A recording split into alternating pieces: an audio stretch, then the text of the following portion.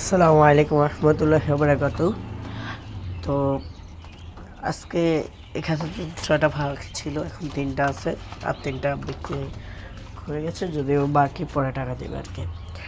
এখন এই যে দিয়ে আসবো, এই পাও বেঁধে নিচ্ছে তাদের সকলের, এই যে সকলের পাওগুলা বেঁধে নিচ্ছে তিনজনের।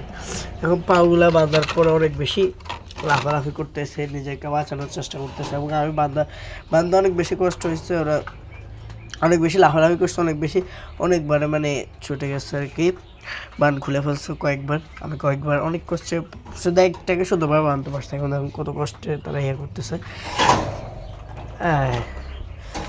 আচ্ছা মানে হ্যাঁ, এখন আমি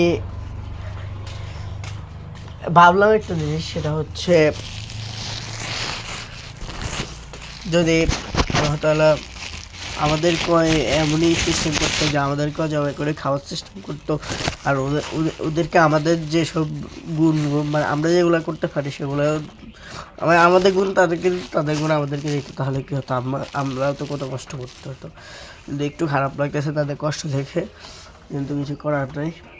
আর এটা ঠিক যে তাদের কোনো গুণা নাই, তাদের কোনো, হ্যাঁ তারা মানুষের কিছু সব খায় লাগ, তাদের কেউ কোনো গুণা আছে না, তারা কিছুই বোঝে না এবার। কিন্তু আমাদের গুণা আছে, আমাদের হাসর আছে, আমাদের আমাদের মানে আমাদের হচ্ছে এই জীবনের পর আর একটা জীবন আছে, বাট ওদের কিন্তু এই জীবনের পর আর কোনো জীবন নেই। তো আমি চিন্তা করলাম, যদিও আমরা কষ্ট পাইতাম, কিন্তু তারপরেও যদি আমরা ওদের মতো হইতাম তাহলে আমাদের কোনো গুণ হইতো না। এখন যেসব গুণা করতে হইতেছে সেগুলোর ফলাফল আবার ভোগ করতে হবে, কিন্তু পরবর্তীতে ওদেরকে আর ভোগ করতে হবে না, বা আমাদেরকে এগুলো সারা জীবনে এইসব ফলাফলের, এইসব কাজের যে শাস্তি বা ফলাফল সেটাও সারা জীবন পেতে হবে যখন পরকালে চলে যাব।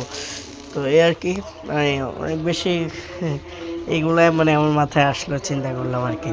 তো সবাই ভালো থাকবেন, সুস্থ থাকবেন, আল্লাহ হাফিজ, আসসালামু আলাইকুম।